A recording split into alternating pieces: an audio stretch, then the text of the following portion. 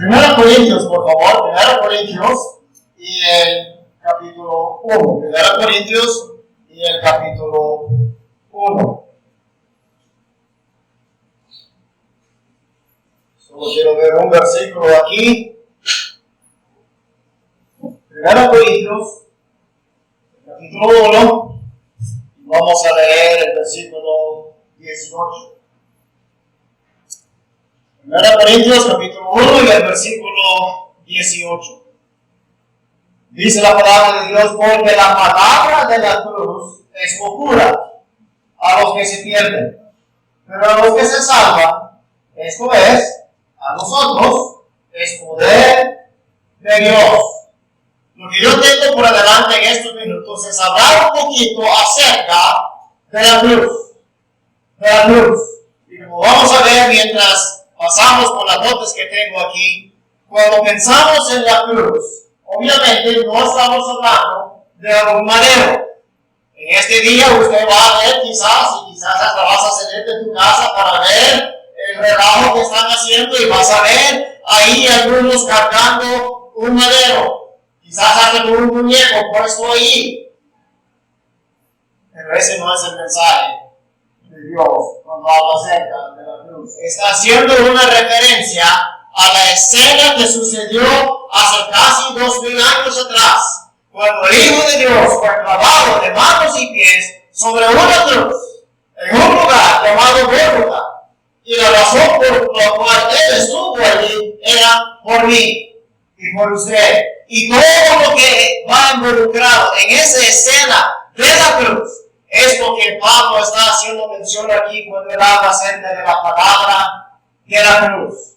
Entonces, cuando vuelvo a mencionar la cruz, espero que tu mente pueda ir a ese lugar de la calavera y allí contemplar esa escena cuando el Hijo de Dios en su perfección fue hecho pecado por usted y por mí.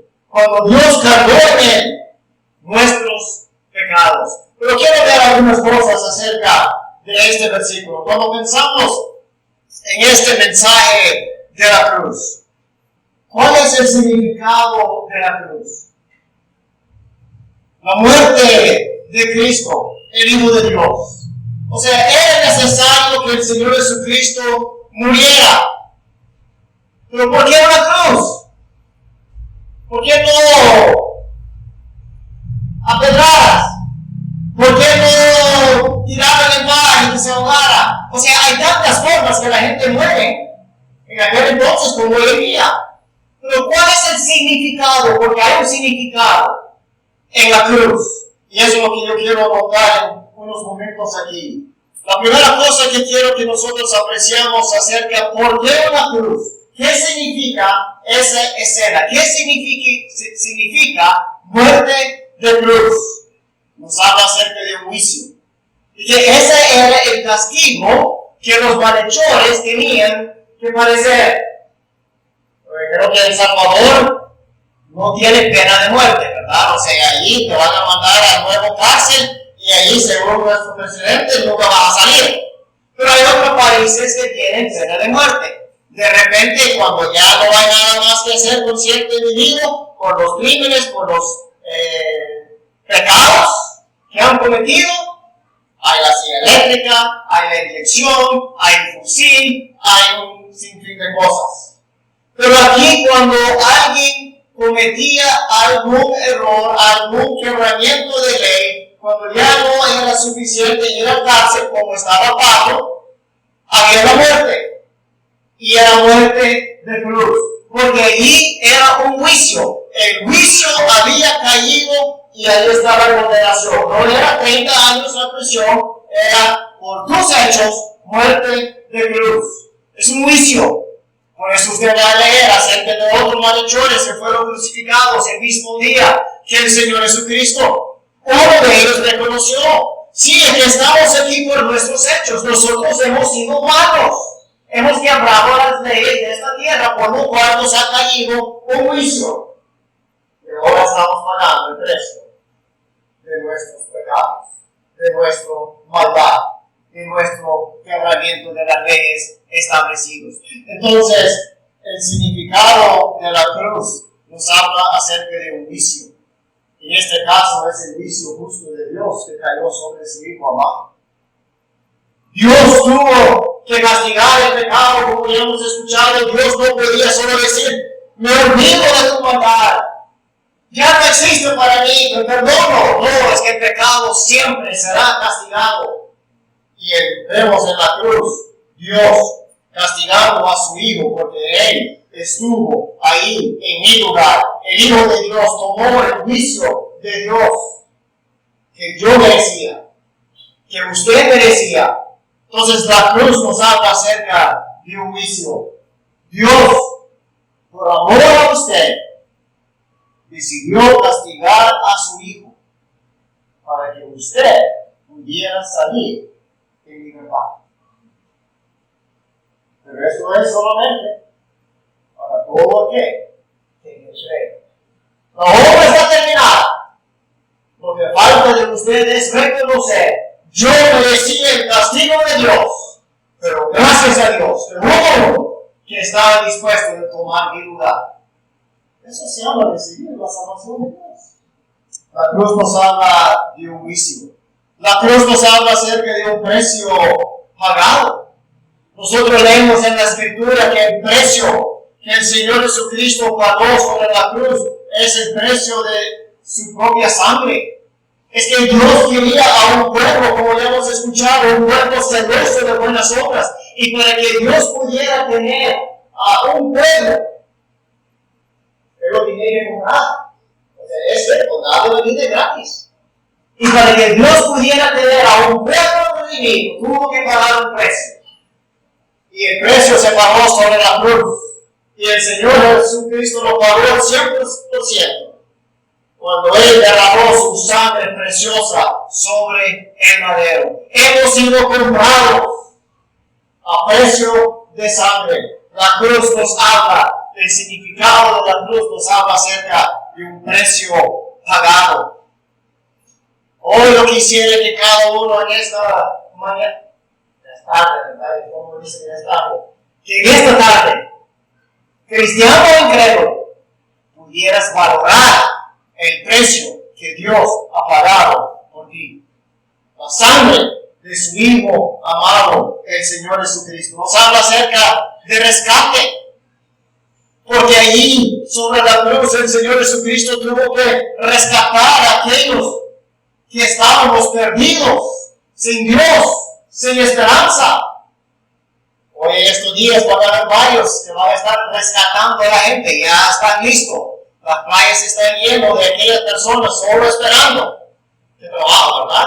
Se prepara toda su vida esperando que algo malo les suceda a otro. Pero ahí están en las playas esperando que alguien diga: ¡sálvame! ¡Socorro! Y ya van a estar listos para meterse ahí, sacrificando sus propias vidas en algunas ocasiones para rescatarlos, para sacarlos de ese peligro que están. Y si no lo hacen, lo seguro es que esa persona se ahoga y se muere. Pero ahí están los rescatadores. Y el Señor Jesucristo sobre la cruz, Él, con el precio que pagó, es para rescatarte. Porque si usted sigue el camino que va, rechazando la obra del Señor Jesucristo, usted va rumbo a la perdición. Y por toda la eternidad estarás alejado de Dios y de su gran amor. Pero Dios no quiere eso. Por eso Él envió a su Hijo, el Señor Jesucristo, para rescatarte. Así como Él me ha rescatado a mí y ha rescatado a muchos aquí. La cruz nos habla acerca de un rescate. Nos habla acerca de un sustituto. De un sustituto. Muriendo en vez del pecador. A veces cantamos: mirar al Salvador, muriendo en vez del pecador. Pero, oh amigo, que usted pudiera reconocer a la verdad que Cristo sobre esa cruz estaba allí por usted, por amor a su alma, no queriendo que ninguno se pierda, sino que todos proceden al arrepentimiento. El Señor Jesucristo tomó su lugar así como tomó el mío. Solo falta que usted lo reconozca y que le da gracias a Dios por ese sustituto, el que murió por usted, lavado de manos y pies sobre esa cruz. ¿Saben, verdad, lo que es un sustituto? Sencillamente que toma el lugar de otro.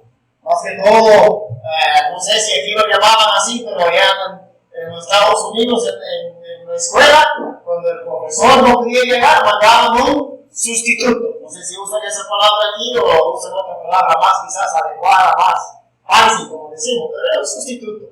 Viene a tomar el lugar de otro. Y en la escuela todo el mundo le gustaba, porque le daban el sustituto, ¿verdad? Porque no te conocían tus mañas, ni conocían la gente, y uno hacía un relajo, y ellos estaban viendo la lista, bueno, ¿quién es que está sentado ahí? Ese, no, pero como usted ya cambió con tu amigo, él está llamando a Pedro y Pedro está allá. Porque esa persona llegó como un sustituto, a tomar el lugar de otro. El Señor Jesucristo llegó a la cruz para tomar el lugar de otro. Y llegó ahí para tomar el lugar de Juan Carlos, Amaya, para que no se confunde. No de Juan Carlos. No sé cuánto Juan Carlos Amaya, pero el Señor estuvo ahí por él. Y ahí en la lista sí. Y no sé cómo te llamas tú, amigo, en esta tarde. Pero yo te puedo decir con toda seguridad, porque la palabra de Dios me lo comprueba. Usted puede poner tu nombre ahí y decir, gracias a Dios que el Señor Jesucristo estuvo sobre esa cruz por María no sé qué, o cualquier que sea tu nombre, porque eso no te da cruz, significa un sustituto.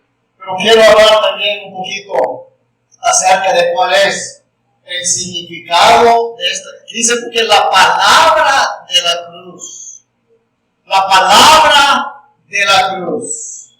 Algunas otras traducciones dicen porque la predicación de la cruz. Pero el significado de esta palabra, tuviéramos que ir a Juan capítulo 1 y el versículo 1. Vamos a ir a leer. Pero ahí nosotros leemos que en el principio era el verbo. El verbo era con Dios y el verbo era Dios. Esta palabra que nosotros tenemos aquí, que dice porque la palabra, es la misma idea del verbo. O sea, es el Señor Jesucristo. Ese es el tema del Evangelio. Ese es el tema de la cruz. Así como en Juan 1:1, cuando habla acerca del verbo, está hablando acerca del Señor Jesucristo. Otras traducciones en Juan 1:1 dice, en el principio era la palabra. Esto es lo mismo aquí, como leemos, porque la palabra de la cruz es que el mensaje del Evangelio se trata de una persona, se trata del Hijo de Dios. No es tanto, la énfasis no está en la predicación, sino en el contenido del mensaje. El contenido del mensaje. ¿Cuál es el contenido del mensaje del Evangelio? ¿Cuál es el enfoque central del mensaje del Evangelio? Es Cristo y a este crucificado. Pablo pudo escribir en 1 Corintios 15 acerca del Evangelio que estos hermanos habían recibido. Ese mensaje glorioso acerca de Cristo crucificado, de Cristo sepultado, de Cristo resucitado. Y todo eso según las Escrituras. Ese es el enfoque del mensaje del Evangelio. Cuando usted dice, es que a mí no me parece muy bien el Evangelio. Yo no sé qué significa eso, pero lo que está diciendo es que a mí no me parece bien Cristo. Yo no tengo tiempo para el Evangelio. Lo que está diciendo es que yo no tengo tiempo para Jesús, el centro de ese mensaje. Usted no puede rechazar el mensaje del Evangelio sin rechazar al Hijo de Dios. A veces me quedo sorprendido de las personas que no quieren venir a un culto de predicación del Evangelio. Y a veces lo que más falta al culto de predicación del Evangelio son los mismos creyentes que supuestamente aman al Cristo de la cruz, pero no tienen tiempo para el mensaje. Yo no lo entiendo. Porque la predicación o la palabra de la cruz es el Cristo o el Jesús de la cruz. Jesús de la cruz. Entonces el énfasis, como digo, no es tanto la predicación. Y eso es el hermano Juan Carlos, ya nos ha estado hablando y va a seguir más adelante acerca de los que se llenan de orgullo por las grandes palabrillas que usan y mensajes elocuentes y todo. Pero si se olvidan la esencia del mensaje que es Jesús, Pablo dice que nada más un montón de bulla. Que a la gente le pasa porque tiene picazón de oídos. ¿Cuál es el significado de esto, de la palabra de la cruz? El significado es acerca del Hijo de Dios, el Señor Jesucristo. Él es el enfoque principal de este mensaje. Ahora, no quiero decir que no hay buenos predicadores. Dios dice que ha dado dones, ha dado habilidades espirituales a ciertas personas para que tengan esas palabras adecuadas para que las oyentes les entiendan. Hay personas que son tartamudas para hablar y obviamente la gente pierde el interés porque andan de un lado para otro y nunca dicen nada. Porque no tienen el don para presentar el Evangelio. Pero no estamos hablando, aún así, no es la predicación, pero es el Cristo que salva. Muchas veces a nosotros nos gusta decir, no, que yo recibí al Señor por la prédica del hermano fulano. Y gracias a Dios por los hermanos que nos presentaron el Evangelio. Y está bien, hay que recordar de nuestros pastores, de aquellos que nos trajeron el mensaje. Pero que nunca vayamos a pensar que ese hermano es el que me salvó, o que mi confianza está en él. Es Jesús. Porque la palabra de la cruz, o se pudiera decir, porque Jesús de la cruz. Y ahora eso nos lleva a la idea, es que tenemos que exaltar al Señor Jesucristo. Es Él en cada prédica del Evangelio. Tenemos que exaltar a Jesús. Juan 3, 14. El Señor Jesucristo hablando a Nicodemo, y Él le dice, como Moisés levantó el serpiente en el desierto, así también será necesario que el Hijo de Dios sea levantado. Y es cierto, estaba haciendo referencia, porque el Señor mismo lo dijo en otras ocasiones, de la manera que iba a morir. Pero también la idea de Cristo siendo exaltado o levantado, así como Moisés puso ese serpiente de bronce sobre esa asta y lo levantó en alto, para que en todo el pueblo de Israel, que era grandísimo, no tengo los números, si quieren saber cuánto había, preguntarle al hermano Juan Carlos, él te puede decir cuánta gente había, pero para un pueblo como este, eran millones de personas. Y cuando él levantó esa asta, no había ninguna persona que no lo podía ver.